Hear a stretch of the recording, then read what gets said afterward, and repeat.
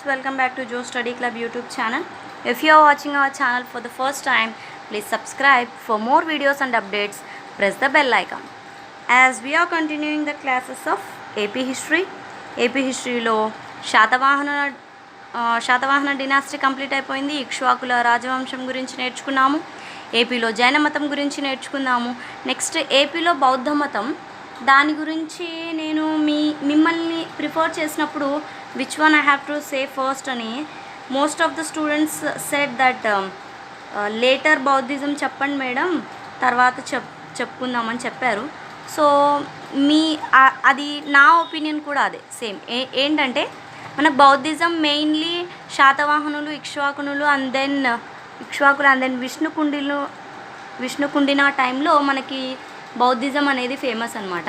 మనకి బృహత్పలాయనులు, శాలంకాయనులు, ఆనంద గోత్రజులు ఈ 3 వంశాలు అయిన తర్వాత మనకి విష్ణుకుండినులు వస్తారు. సో వాళ్ళు ఆ డినాస్టీ కూడా కంప్లీట్ అయిన తర్వాత ఏపీ బౌద్ధిజం చెప్తాను. అప్పుడు it is easy to you to remember అనమాట. ఆల్రెడీ వీటిలో ఒకసారి వచ్చి అండ్ దెన్ అక్కడ కూడా నేను మళ్ళీ ఒకసారి రిపీట్ చేసినప్పుడు మీకు ఈజీగా రిమెంబర్ ఉంటుంది అనమాట. So that's why I'm saying this బృహత్పలాయనులు. టుడేస్ అవర్ టాపిక్ ఇస్ బృహత్పలాయనులు అనమాట. మీరు ప్రీవియస్ క్లాసెస్ ఎక్కడైనా మిస్ అయ్యింటే చూడండి, కంటిన్యూస్గా చూస్తేనే మీకు సిలబస్ కంప్లీట్గా అర్థమవుతుంది, తరోగా అర్థమవుతుంది. బృహత్పలాయనులు, ఆనంద గోత్రజులు, శాలంకాయనులు ఈ 3 వంశాలు అనేవి చాలా చిన్న topics. We will soon complete them. ఒక్కొక్క క్లాస్లో మ్యాక్సిమం ఒక్కొక్క క్లాసెస్లో మనం ఫినిష్ చేయడానికి ట్రై చేద్దాము. ఓకేనా? Come on, let's pass for some time and take your attendance తీసుకోండి. వెళ్ళి తొందరగా అటెండెన్స్ తీసుకోండి. అదే లైక్ చేయండి. Come on, make it fast. Completed. Okay, let's begin. మనకి బృహత్పలాయనులు అంటే ఇప్పుడు మనం ఏం చెప్పుకున్నాము, ఇక్ష్వాకుల పతనం తర్వాత మనకి పల్లవులు ఇక్ష్వాకుల పతనానికి కారణం అనుకున్నాం కదా. సో మీకు డౌట్ రావచ్చు, ఇప్పుడు ఆల్రెడీ కామెంట్లో one of our student has commented అనుకుంటా, మీరు ఇక్ష్వాకులు ఎండింగ్ పల్లవులు చేశారు కదా మేడం, పల్లవులు చెప్పకుండా ఎందుకు ఏపీ జైన మతం చెప్తున్నారు అని ఒక పర్సన్ కామెంట్ చేశాడు. I think I don't remember his name. So ఏంటి అంటే పల్లవులు ఇమ్మీడియట్గా రారనమాట. అంటే పల్లవులు ఉన్నారు. పల్లవుల్లో మనకి 2 టైప్స్ ఉన్నారు. మళ్ళీ ప్రాచీన పల్లవులు, నవీన పల్లవులు అని ఉన్నారు. సో వాళ్ళ గురించి కూడా మనం నేర్చుకుందాము. కానీ ఇక్ష్వాకులు రాజ్యం పతనం అయిన తర్వాత ఒకవైపు మాత్రమే పల్లవులు డీల్ చేస్తారు. ఇప్పుడు మనం కృష్ణానది గురించి చెప్పుకున్నాం కదా. కృష్ణానది దగ్గర ఇక్ష్వాకులు పరిపాలించారని చెప్పుకున్నాం కదా. కృష్ణానది దగ్గర ఇక్ష్వాకులు పరిపాలించారని చెప్పుకున్నాం కదా. సో ఇరువైపులా గుంటూరు, కృష్ణా ఈ ప్రాంతాలన్నీ పరిపాలించారని చెప్పుకున్నాం కదా. సో ఇప్పుడు ఇటువైపు అంతా పల్లవులు వచ్చేసారనుకోండి, ఈ దక్షిణ ప్రాంతం ఇక్కడంతా అంటే కర్ణాటక ఇదంతా మొత్తం ఇక్కడంతా పల్లవులు ఏలారనమాట. ఇంకా కొన్ని ప్లేసెస్ ఉంటాయి కదా ఇటువైపు. సో ఇలాంటి ప్లేసెస్లో అంటే మనకి కృష్ణా గుంటూరు ఉంటుంది, గుంటూరు సైడ్ అంటే ఈ సైడ్ మనకి బృహత్పలాయనులు ఉన్నారనమాట. ఇదంతా పల్లవులు ఆక్రమించారు. అక్కడికి ఇక్ష్వాకుల వంశం కంప్లీట్గా కొలాప్స్ అయిపోయింది. తర్వాత ఇటువైపు అంతా పల్లవులు ఆక్రమించేశారు. ఇటువైపు ఏపీలోనే కదా, ఇది కూడా ఏపీనే కదా, గుంటూరు ఆ ప్రాంతం, కృష్ణా గుంటూరు ఇదంతా. సో ఇటువైపు మనకి బృహత్పలాయనులు వాళ్ళు రాజ్యాన్ని స్టార్ట్ చేసేసారనమాట. సో ఈ బృహత్పలాయనులు అంటే ఏంటి మేడం అంటే it's a name of a గోత్రం పేరు అనమాట. గోత్రం పేరునే రాజ్య పేరులాగా వీళ్ళు పెట్టుకున్నారనమాట. ఓకే, సో ఇది గోత్రం పేరు. బృహత్పలాయనులు అనేది గోత్రనామం అనమాట. సో చెప్పాను కదా ఇందాక, ఎక్కడ పరిపాలించారు వీళ్ళు, కృష్ణా గుంటూరు. మనకి ఇక్కడ కృష్ణా గుంటూరులో వీళ్ళ పాలన, వీళ్ళ రాజ్యాన్ని ఈ తీర ప్రాంతాలు ఉంటాయి కదా, తీర ప్రాంతాలు అంటే తెలుసు కదా, నదికి ఆనుకొని ఉన్న ప్రాంతాలని ఈ బృహత్పలాయనులు పరిపాలించారు. ఏ పీరియడ్లో అంటే టైం ఎరా ఏంటి అంటే క్రీస్తు శకం 300 నుంచి 325 ఈ టైంలో వీళ్ళు బృహత్పలాయనులు కృష్ణా గుంటూరు తీర ప్రాంతాలను ఈ ప్రాంతాల్లో మనకి వాళ్ళు పరిపాలన అనేది స్టార్ట్ చేశారనమాట. వీళ్ళ రాజధాని ఏది అంటే కోడూరు. కోడూరు రాజధాని ఏది? కోడూరు. దీన్ని కోడూరు అని యాజ్ ఇట్ ఈజ్గా లేదనమాట. హిస్టరీలో దీన్ని కొడ్డూరా అని పిలుస్తారు. ఏమని పిలుస్తారు? కొడ్డూరా. కొడ్డూరా అంటే ఏంటంటే కోడూరుని కొడ్డూరా అని పిలుస్తారు. ఇప్పటికి కూడా కోడూరానే పిలుస్తారు. ఉన్నారా ఎవరైనా కోడూరు వాళ్ళు? మనకి కృష్ణా, గుంటూరు డిస్ట్రిక్ట్స్ నుంచి మన స్టూడెంట్స్ ఉన్నారా? ఓకే, కొడ్డూరా అని పిలుస్తారు. ఇంకా వీళ్ళ రాజచిహ్నం వచ్చేసి సింహం. సేమ్ యాజ్ ఇట్ ఈజ్ మనకి ఇప్పటి వరకు ఏ రాజవంశాలు వచ్చారో ఆల్మోస్ట్ మనకి ఇదే రిపీట్ అవుతూ వస్తుంది. సింహం చిహ్నం, రాజచిహ్నం కదా. ఏంటి శాతవాహనుల రాజచిహ్నం ఏంటి? ఇక్ష్వాకుల రాజచిహ్నం ఏంటి? కామెంట్ చేయండి నాకు కామెంట్ సెక్షన్లో. కామెంట్స్ చాలా తక్కువ వస్తున్నాయి, లైక్స్ చాలా తక్కువ వస్తున్నాయి, వ్యూస్ కూడా చాలా తక్కువ వస్తున్నాయి. చూడాలి, మీరు చూస్తేనే కదా నాకు ఇంట్రెస్ట్ వస్తుంది క్లాస్ చేయాలని. లేదంటే క్లాస్ చేయాలంటే అంత ఇంట్రెస్ట్ రాదు, ఆ హైప్ అనేది రాదనమాట. ఓకే చేద్దాము క్లాస్ అని. ఓకే, వీళ్ళ రాజచిహ్నం ఏమనుకున్నాము? సింహం. ఓకే, అది మీకు హోంవర్క్ అనుకోండి. ఇప్పుడు మనం క్లాస్ చెప్పుకుంటున్నాము, అటెండెన్స్ తీసుకుంటున్నాము, ఎవ్రీథింగ్ క్లాస్ అయిపోయిన తర్వాత మీకు హోంవర్క్ ఇవ్వాలి కదా నేను, అదే హోంవర్క్. ఓకే, ఇట్లా మధ్య మధ్యలో హోంవర్క్ ఇస్తూనే వెళ్తుంటాను, మీరు ఆ హోంవర్క్ ఫినిష్ చేయాలి. Okay, definitely. ఓకే, ఇది నెక్స్ట్. ఇప్పుడు నేనేం చెప్పాను? ఇక్ష్వాకుల పతనానంతరం కృష్ణానదికి దక్షిణ ప్రాంతంలో ఉన్నారు. ఎవరు దక్షిణ ప్రాంతంలో ఎవరున్నారు? కృష్ణానదికి పల్లవులు ఉన్నారు. మరి ఉత్తరముఖంగా ఎవరున్నారు అంటే ఇటువైపు అంతా అనుకోండి. ఉత్తర వైపున బృహత్పలాయనులు అనేది వీళ్ళు ఉన్నారు. ఇప్పుడు మనం శాతవాహనులని ఏమని పిలుచుకుంటాము చెప్పండి? ఇక్ష్వాకులకి నేను చెప్తాను చూడండి, శ్రీపర్వతీయులు అంటారు. శాతవాహనులని ఏమని పిలుస్తారు? అదేంటి ఏమని పిలుస్తారు అనేది అది కూడా మీ హోంవర్క్. మేక్ ఇట్ చేయండి, డెఫినెట్లీ చేయండి. ఓకేనా? సో అట్లానే వీళ్ళని ఏమని పిలుస్తారు అంటే మహేశ్వర పాద పరిగ్రహీత. మహేశ్వర పాద గ్రహీత అని పిలుస్తారు. ఓకే, సో వీళ్ళని మహేశ్వర పాద పరిగ్రహీత అని పిలుస్తారు. అంటే ఏంటి అంటే ఎందుకంటే వీళ్ళు మహేశ్వరుని పూజిస్తారంట. మహేశ్వరుడు అంటే ఎవరు?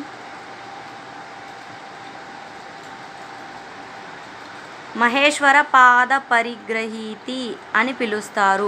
బృహత్పలాయనులను మహేశ్వర పాద పరిగ్రహీతి అని పిలుస్తారు.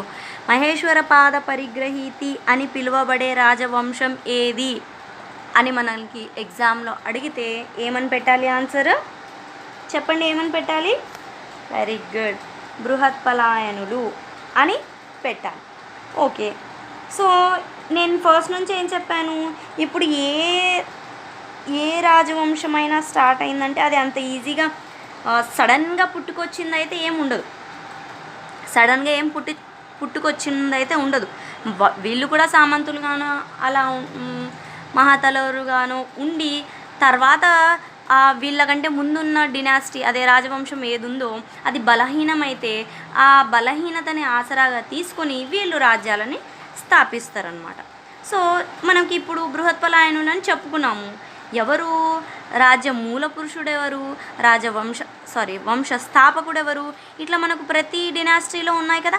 కానీ మనకి ఈ బృహత్పలాయనులకి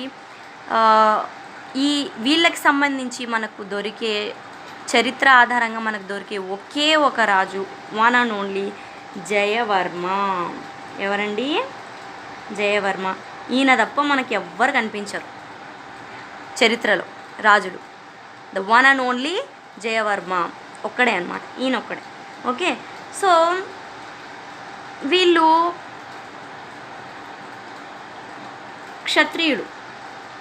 బ్రాహ్మణులు. బృహత్పలాయనులు బ్రాహ్మణులు. మనకు శాతవాహనులు బ్రాహ్మణులు, ఇక్ష్వాకులు క్షత్రియులు అండ్ దెన్ బృహత్పలాయనులు మళ్ళీ బ్రాహ్మణులు అన్నమాట. ఓకే, బ్రాహ్మణిజం అనేది అప్పుడు టాప్ అని చెప్పుకున్నాం కదా. నేను జైన మతం చెప్పేటప్పుడు కూడా చెప్పాను కదా, బ్రాహ్మణం అంటే టాప్. వాళ్ళు ఆ రేంజ్లో బీభత్సంగా ఏలుతున్నారు కాబట్టి కొన్ని అరాచకాలు కూడా స్టార్ట్ చేశారు కాబట్టి క్షత్రియులు అప్పుడు కొంచెం ఆర్థికంగా బలపడడం, క్షత్రియులు మేము కూడా వేట్లో తక్కువ కాదని చెప్పుకొని చిన్నగా వాళ్ళు కూడా రాజ్యాలను స్థాపించడం స్టార్ట్ చేశారు. అలాంటి వాళ్ళే మన ఇక్ష్వాకులు. ఓకేనా? సో ఇది ఇప్పుడు నేను ఏం చెప్పాను ప్రీవియస్ క్లాసెస్లో, ఏ రాజ్యం గురించి అయినా మన అంతకు మనం చెప్పుకోలేము. నేను ఇప్పుడు ఎగ్జాంపుల్ నేను బృహత్పలాయనులు, ఒకే ఒక రాజు జయవర్మ, ఆయన బ్రాహ్మణులు, మహేశ్వర పాద పరిగ్రహీతి వాళ్ళు అంటే మహేశ్వరుణ్ణి పూజిస్తారనమాట. పరమ మహేశ్వరుని భక్తుడు ఈయన జయవర్మ అనే అతను మహేశ్వరుని భక్తుడు అనమాట. మహేశ్వరుని భక్తుడు, that's why they are called as మహేశ్వర పాద పరిగ్రహీతి. ఓకేనా? ఇది గుర్తుపెట్టుకోండి, మహేశ్వర పాద పరిగ్రహీతి. 1-2 సార్లు చెప్పుకోండి, గుర్తుండిపోతుంది. ఓకేనా? కన్ఫ్యూజ్డ్గా ఉంటున్నాయి నేమ్స్ ఇవన్నీ అంటే ఉంటాయి, చరిత్ర అన్నాక అట్లానే ఉంటాయి. ఇప్పుడిప్పుడే మన స్లాంగ్లో చేంజెస్ వస్తున్నాయి. మన పాతకాలంలో చూసిన ఇప్పుడు మన పాత ఫిలిమ్స్ ఒకసారి చూడండి, ఆ లాంగ్వేజ్కి ఈ లాంగ్వేజ్కి చాలా తేడాలు ఉంటాయి కదా, చాలా తేడాలు ఉంటాయి కదా. డైలాగ్స్ కూడా చాలా తేడా ఉంటాయి. ఇప్పుడు పాతకాలంలో ఎన్టీఆర్ వాళ్ళందరూ చెప్పిన డైలాగ్స్ ఇప్పుడున్న డైలాగ్స్కి చాలా డిఫరెన్సెస్ ఉంటాయి. అంటే ఎందుకంటే స్లాంగ్ అనేది as the days pass by change అవుతూ వస్తుంది. ఓకేనా? నెక్స్ట్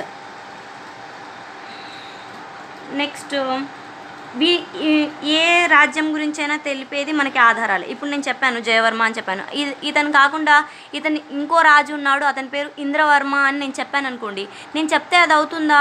కాదు. ఎందుకంటే ఎవరికైనా ప్రూఫ్ ఉండాలి, ప్రూఫ్ లేనిదే ఎవరు నమ్మరు. సో ఇప్పుడు జయవర్మ ఒక్కడే ఉన్నాడు రాజు అంటే ప్రూఫ్ ఉందా అంటే ఉంది. ఏంటి ప్రూఫ్ అంటే the one and only Kondamudi తామ్రశాసనం. కొండముది తామ్రశాసనం బృహత్పలాయనుల గురించి తెలిపే ఒకే ఒక శాసనం కొండముది తామ్రశాసనం. బృహత్పలాయనుల గురించి తెలిపే శాసనం ఏది అని మనకు ఎగ్జామ్లో అడిగితే కొండముది తామ్రశాసనం అని చెప్పాలి. అండ్ దీన్ని ఇంకోలా ఎలా చెప్పొచ్చు, కొండముది తామ్రశాసనం ఏ రాజవంశీయుల గురించి చెప్తుంది అంటే బృహత్పలాయనుడు. ఇలా కూడా అడగొచ్చు.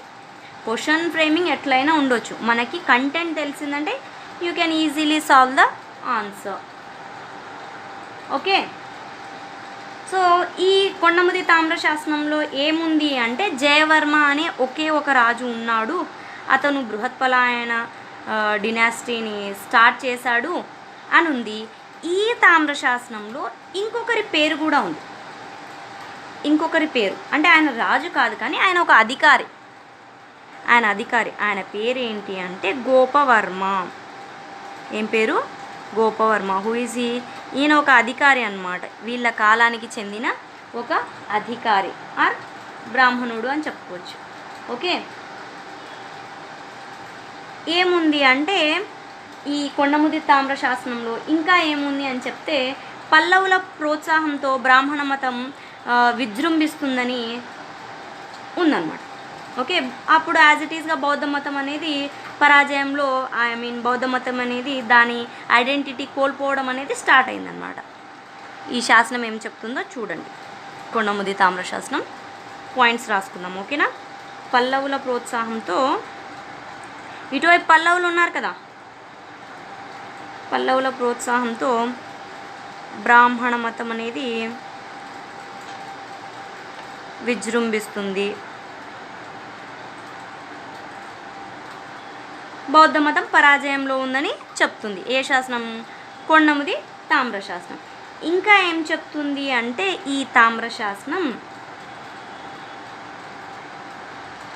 ఈ ప్రాచీన తెలుగు ప్రజలు అంటే ప్రాచీన ఆంధ్రులు, అప్పట్లో ఉన్న ఆంధ్రులు, ప్రాచీన తెలుగు ప్రజల సైనిక శక్తి సామర్థ్యాల గురించి కూడా ఈ శాసనం చెప్తుంది.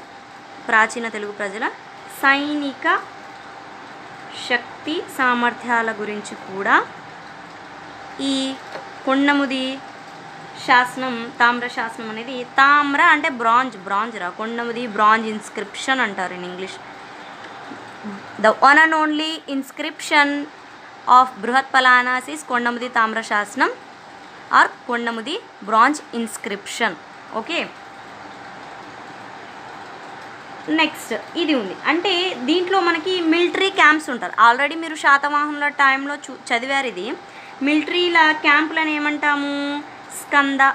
స్కందవారం అంటాం. చదివాం కదా ఇది శాతవాహనుల టైంలో మిలిటరీ క్యాంప్స్ని. అదే మిలిటరీ హౌజెస్ని ఏమంటారు అంటే కట్టకాలు అంటారు, కటకములు అంటారు. ఓకేనా?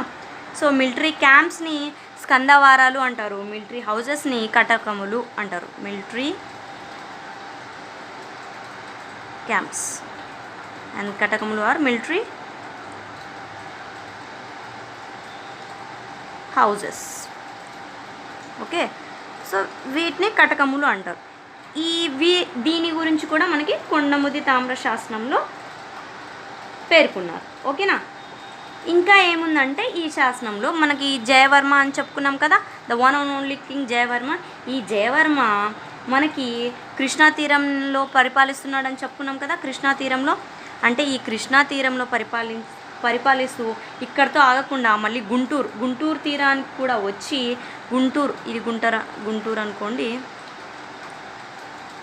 ఇక్కడ కృష్ణ అనుకోండి, ఇది గుంటూరు అనుకోండి. తీర ప్రాంతానికి వచ్చి ఇక్కడితో కూడా ఆయన ఆగకుండా గుంటూరు బాపట్ల వరకు వచ్చాడని ఆయన ఇక్కడ పొన్నూరు, తెనాలి ఏ విలేజెస్ ఏ ప్లేసెస్? పొన్నూరు, తెనాలి ఈ ప్లేసెస్ల మధ్య ఈ రెండిట్లో మధ్య ఒక గ్రామం ఉంది, అదే కొండముది. నేను ఇంతకుముందే చెప్పాను, ఇన్స్క్రిప్షన్ అనేవి ఏ ప్లేస్లో వేస్తారో ఆ ప్లేస్ పేరే మనకు ఆ ఇన్స్క్రిప్షన్కి వస్తుంది అని. అంటే ఇప్పుడు కొండముది బ్రాంజ్ ఇన్స్క్రిప్షన్ అంటే కొండముది అనే ప్లేస్లో వేశారు కాబట్టి దాన్ని కొండముది బ్రాంజ్ ఇన్స్క్రిప్షన్ అంటారు. ఆ కొండముది ఎక్కడుంది అంటే పొన్నూరు, తెనాలి ఈ రెండు నగరాల మధ్య ఈ కొండముది గ్రామం ఉంది. ఇక్కడికి వచ్చి కొండముది తామ్రశాసనం వేశాడని మనకి కొండముది తామ్రశాసనం చెప్తుంది. సో ఇక్కడి జయవర్మ అక్కడి నుంచి కృష్ణా నుంచి ఇక్కడికి గుంటూరుకు వచ్చి పొన్నూరు, తెనాలి మధ్యలో కొండముది అనే గ్రామంలో ఈ శాసనం వేశాడని చెప్తుంది. ఓకే, ఈ శాసనాన్ని ఎవరు రాశారంటే వేయించింది జయవర్మ అని, కానీ రాసింది ఎవరు అంటే ఇది కూడా ఇంపార్టెంట్, గుర్తుపెట్టుకోండి. మనకి ఇవన్నీ నేను చెప్పే మ్యాటర్ అంతా ఆథెంటిక్, చూడండి చాలా ఆథెంటిక్. ఓకే, బాపహనవర్మ రాశాడు. ఎవరు? బాపహనవర్మ ఈ కొండముది తామ్రశాసనాన్ని రాశాడు. ఆల్రెడీ ఈ కొండముది తామ్రశాసనం గురించి మనకి ఎగ్జామ్స్లో అడిగాడు. మేబీ కొంచెం డీప్గా వెళ్ళాలి, వీళ్ళ గురించి అడగాలి అని చెప్తే ఈ క్వశ్చన్ అడిగే ఛాన్సెస్ ఉన్నాయన్నమాట. ఈ కొండముది తామ్రశాసనాన్ని వేయించింది ఎవరు అంటే జయవర్మ. కొండముది తామ్రశాసనాన్ని రాసింది ఎవరు అంటే బాపహనవర్మ. గుర్తుపెట్టుకోండి. సో ఇప్పటి వరకు మనం ఏమేమి చెప్పుకున్నాము? రాజులు ఎంతమంది అని చెప్పుకున్నాము? ఒక రాజు. రాజధాని ఏది? కోడూరు. ఒకటే, ఓ రాజు ఒకటే ఉంటే రాజధాని కూడా ఒకటే ఉంది, ఇంకా మార్చలేదన్నమాట. ఒకటే రాజు ఎన్ని రాజధానులు మారుస్తాడు? రాజధాని కోడూరు. అండ్ దెన్ వీళ్ళ గురించి చెప్పే శాసనం ఏది? కొండముది తామ్రశాసనం. 1+1+1 అన్నీ 1. ఓకేనా? సో ఒకే రాజు, ఒకే రాజధాని, ఒకే శాసనం. ఓకే, అర్థమైందా? ఓకేనా? ఇప్పటికీ మనకి తెనాలి దగ్గర కొండముది అనే ప్రాచీన కాలం నాటి ఆనవాళ్ళు కనిపిస్తాయి. ఈ రాజులు వచ్చి ఏమేమి చేశారు ఇవన్నీ మనకి ఇప్పటికీ కనిపిస్తాయి అన్నమాట. ఓకేనా? మనకి ఈ శాసనం ఉంది కదా, ఈ శాసనం పైన ఇది ప్రాకృతంలో ఉంది. ఈ శాసనం ఏ భాషలో ఉంది? ప్రాకృతంలో ఉంది శాసనం. అప్పుడు ప్రాకృతమే కదా, ఈ భాష కూడా చెప్పలేదు కదా నేను. వీళ్ళ భాష ప్రాకృతం అన్నమాట. ఓకే, బృహత్పలాయనుల భాష ఏది అంటే ప్రాకృతం. ఓకేనా?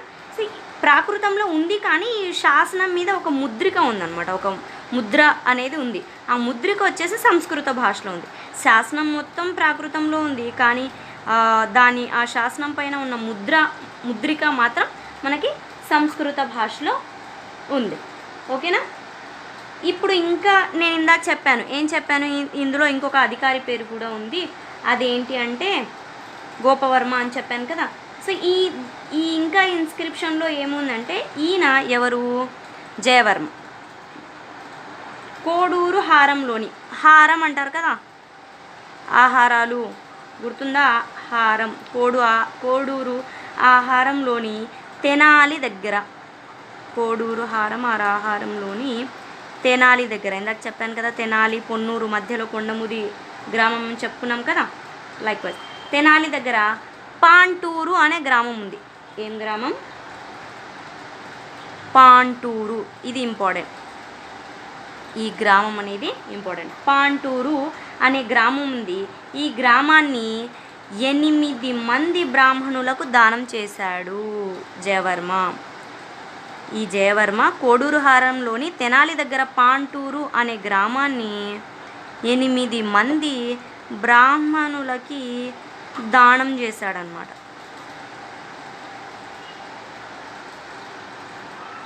ఎవరు, మన జయవర్మ. ఓకేనా. ఈ పాంటూరుని ప్రజెంట్ ఇప్పుడు పాతూరు అంటారు. ఏమంటారు, పాతూరు. ఓకేనా. సో ఈ కోడూరు హారంలోని తెనాలి దగ్గర పాంటూరు అనే గ్రామాన్ని 8 మంది బ్రాహ్మణులకి మన ఈ జయవర్మ ఇచ్చాడని మనకి కొండముది తామ్రశాసనం చెప్తుంది.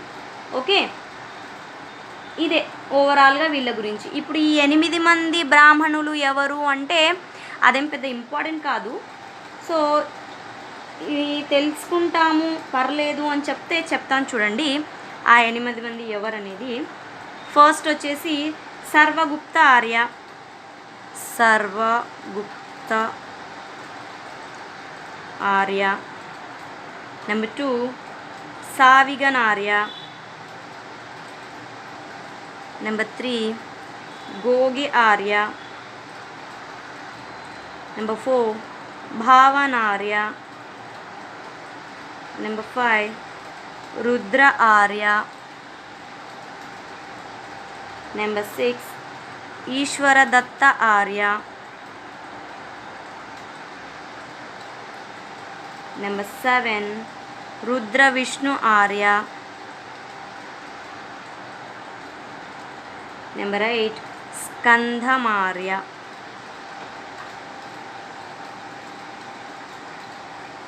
ఇదన్నమాట వీళ్ళు 8 మంది.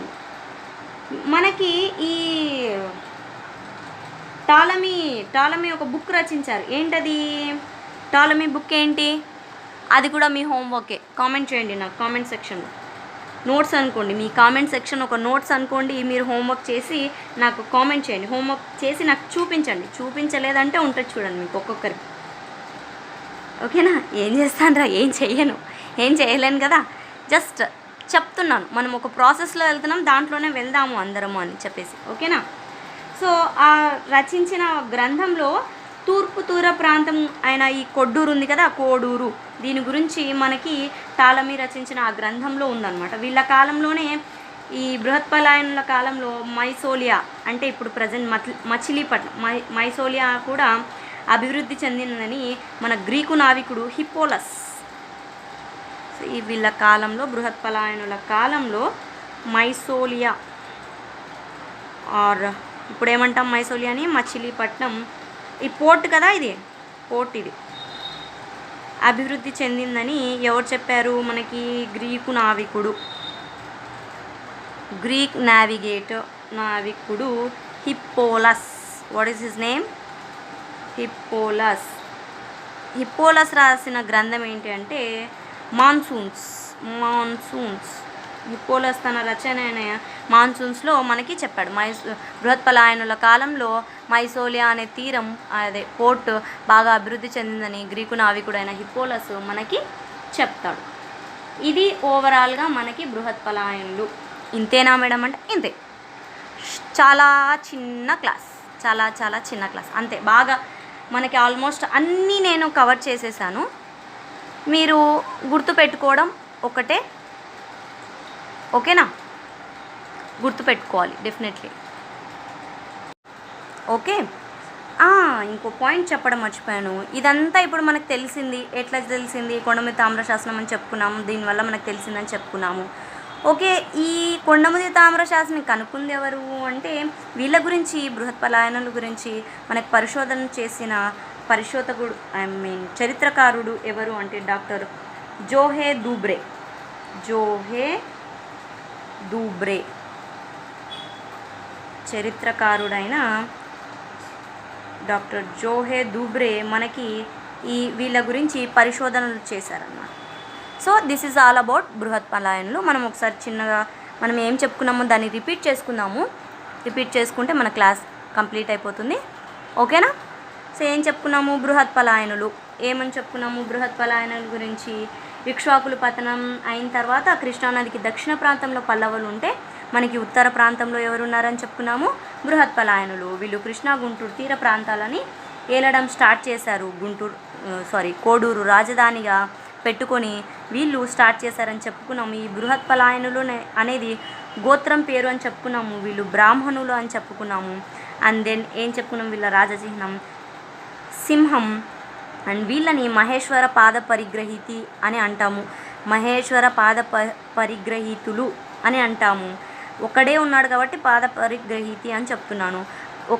వీళ్ళ బృహత్పలాయనుల రాజు ఎవరు? ఒకే ఒకడు అంటే జయవర్మ. ఎవరు? జయవర్మ. ఇతను మహేశ్వరుని భక్తుడు కాబట్టి వీళ్ళని మహేశ్వర పాద పరిగ్రహీతి అని చెప్తారని చెప్పుకున్నాము. వీళ్ళ గురించి చెప్పే ఏకైక శాసనం కొండముది తామ్ర శాసనం అని చెప్పుకున్నాము. అండ్ ఈ కొండముది తామ్ర శాసనం ఎక్కడుందని చెప్పుకున్నాము? పొన్నూరు తెనాలి మధ్యలో కొండముది గ్రామం ఉంది. అక్కడ మన ఈ జయవర్మ ఈ తీరం నుంచి గుంటూరు పొన్నూరు బాపట్ల దగ్గర పొన్నూరు తెనాలి దగ్గరికి వెళ్ళి మనకి ఈ శాసనాన్ని వేయించాడని తెలుస్తుందని చెప్పుకున్నాము. అండ్ దెన్ ఈ శాసనం వచ్చేసి ప్రాకృతంలో ఉంది. కానీ శాసనానికి వేయించిన ఒక ముద్ర మాత్రం, శాసనం మీద ఒక ముద్ర మాత్రం సంస్కృతంలో ఉందని చెప్పుకున్నాము. ఈ తామ్ర శాసనం మనకి ఏం చెప్తుందంటే the one and only king Jayavarma ఉన్నాడని చెప్తుంది. బృహత్పలాయనులు ఇతనితో పాటు గోపవర్మ అనే అధికారి ఉన్నాడు అని చెప్తుంది. ఆయన గురించి మనకు పర్టికులర్గా ఏం తెలియదు, కానీ ఇతను ఉన్నాడు అధికారి అని చెప్తుంది అంతే. పల్లవుల ప్రోత్సాహంతో బ్రాహ్మణ మతం విజృంభించింది. సో దట్ బౌద్ధ మతం అనేది డౌన్ఫాల్ స్టార్ట్ అయింది అని చెప్పుకున్నాము. ప్రాచీన తెలుగు ప్రజలు సైనిక శక్తి సామర్థ్యాలు చాలా బలవంతులు అది ఇది అని చెప్పింది మనకి కొండముది తామ్ర శాసనం. అండ్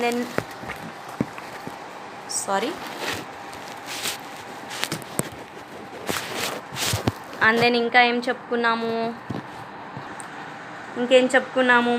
ఈ సైనిక మిలిటరీ క్యాంప్స్ని అయితే స్కందావరం అంటారు అనుకున్నాము. మిలిటరీ హౌసెస్ అయితే కటకములు అంటారు అనుకున్నాము.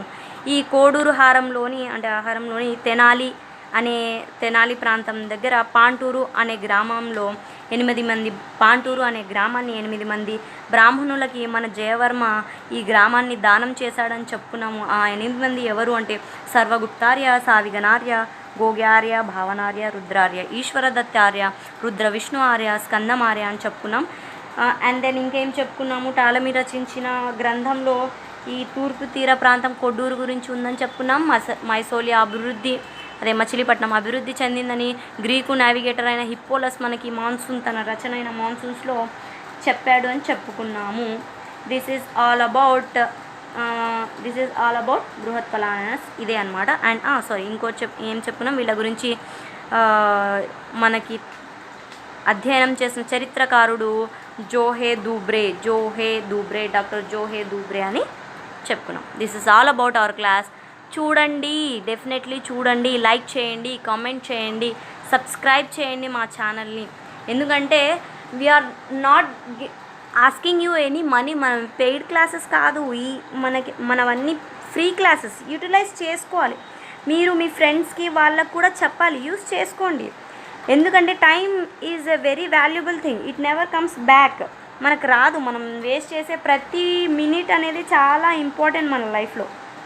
ఇప్పుడు మీ చైల్డ్హుడ్ ఉంది. ఇప్పుడు మీ చైల్డ్హుడ్ బాగుండిందని ఇప్పుడు అనుకుంటారు స్కూల్ డేస్ బాగుండేవి అని.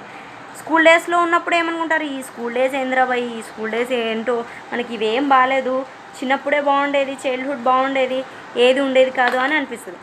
కాలేజ్ డేస్లో స్కూల్ డేస్ బాగుండేవి అని అనిపిస్తుంది. మళ్ళీ కాలేజ్ డేస్ నుంచి ఇప్పుడు మీరున్న స్టేజ్లో స్కూల్ డేస్ కాలేజ్ డేస్ మంచిగా ఉండే, ఇప్పుడు ఏంద్రాబాయి ఇదేంటి, ఈ చదవడం ఏంటి, ఈ జాబ్ల గోల్ ఏంటి, ఈ టెన్షన్ ఏంటి, ఇట్లా. అంటే మీరు ఉన్న టైంని మీరు ఎంజాయ్ చేస్తూ దాన్ని యూటిలైజ్ చేసుకున్నారంటే మీరు ఇప్పుడున్న ప్రజెంటే మీ లైఫ్ హ్యాపీగా ఉంటుంది. చదవండి, కొంచెం కష్టపడండి, చాలు కొంచెం కష్టపడండి. మీ పేరెంట్స్కి మంచి పేరు తీసుకొని రండి. అబ్బా మా పిల్లలు వీళ్ళు మా పిల్లలు అని చెప్పుకునే స్టేజ్ తెచ్చుకోండి. ఓకేనా? ఏది వన్స్ ఆర్ ట్వైస్లోనే అయిపోదు. మనం రిపీటెడ్గా చదువుతూ ఉండాలి. ఇదేమి చిన్న ఆపర్చునిటీ అయితే ఏం కాదు. చాలామంది ఇయర్స్ స్పెండ్ చేస్తున్నారు కోచింగ్ సెంటర్స్లో, ల్యాక్స్ అమౌంట్ పే చేస్తున్నారు కోచింగ్ సెంటర్స్కి, కానీ సక్సెస్ అనేది రావట్లేదు. నా వర్షన్ ఏంటంటే డెడికేషన్ అనేది ఉండాలి. డెఫినెట్లీ డెడికేషన్ ఉండాలి. మనం ఏం చేసినా అది ప్యాషన్తో చేయాలి. చదవాలి అన్నప్పుడు మీకు డెఫినెట్లీ అది బ్రెయిన్లోకి ఎక్కదు. ఎందుకండి మాటలు అనిపించుకోవాలి? వాళ్ళు వీళ్ళు ఏమరా ఎప్పుడు ఇట్లా ఉంటావు, బేకార్గా ఉంటావు, బేకార్ అని ఎందుకు అనిపించుకోవాలండి? అవసరమా మీకు? ఒకరు మిమ్మల్ని అలా అంటున్నారంటే రీజన్ ఏంటి? అది మీరే థింక్ చేయండి. మీరే రీజన్. ఎందుకు వాళ్ళకి ఆ ఛాన్స్ మీరు ఇస్తున్నారు. మీ పేరెంట్స్ ఏమన్నా అంటే పడరు, కానీ ఎవరో ఏదైనా అంటే మాత్రం వింటూ ఉంటారు అంతే. ఎందుకు ఇవ్వాలి ఆ ఛాన్స్? మీరు లైఫ్లో సెటిల్ కాలేదనే కదా వాళ్ళు అలా అంటున్నారు. మీరు టైంని యూటిలైజ్ చేయట్లేదనే కదా వాళ్ళు అంటున్నారు. మీరు కూర్చోండి, బుక్ తీసుకొని కూర్చోండి, లేదంటే క్లాస్ వినుకుంటూ కూర్చోండి. ఎవడన్నా అంటాడా మిమ్మల్ని వాడిని డిస్టర్బ్ చేయొద్దురా, వాడు చదువుకుంటున్నాడు ఇలా అంటారు. వాడేంట్రా ఇంత బాగా చదువుతాడు, ఎప్పుడు చూసినా చదువు ఉంటాడు, వాడిలాగా ఉండాలని మిమ్మల్ని ఎగ్జాంపుల్ చూపిస్తారు. మీరు వేరే వాళ్ళకి ఇన్స్పిరేషన్ లెవెల్కి వెళ్ళిపోతారు. జస్ట్ మీరు చదవడం స్టార్ట్ చేస్తేనే ఈ లెవెల్లో ఉంటుంది. వన్స్ మీరు జాబ్ కొట్టిన తర్వాత ఇంకా అది చెప్పకూడదు అన్నమాట మాటల్లో. మీరందరూ ఆ వేలో రావాలనే నేను కానీ జోస్ సార్ కానీ అండ్ మన స్టాఫ్ మొత్తం ఇంత కష్టపడుతున్నాము. సో చూడండి, క్లాసెస్ చూడండి, లైక్ చేయండి, కామెంట్ చేయండి, సబ్స్క్రైబ్ చేయండి. మన వెబ్సైట్ ఉంది, వెళ్ళి విజిట్ చేస్తూ ఉండండి. సార్ కూడా మీకు వెబ్సైట్ లాగిన్ పాస్వర్డ్ అవన్నీ ఇస్తాను అంటున్నారు, దాన్ని కూడా యూటిలైజ్ చేసుకోండి. సో ఇది కంప్లీట్గా ఓవరాల్గా. Thanks for watching my class and thanks for listening my సోది ఆల్సో. బాయ్.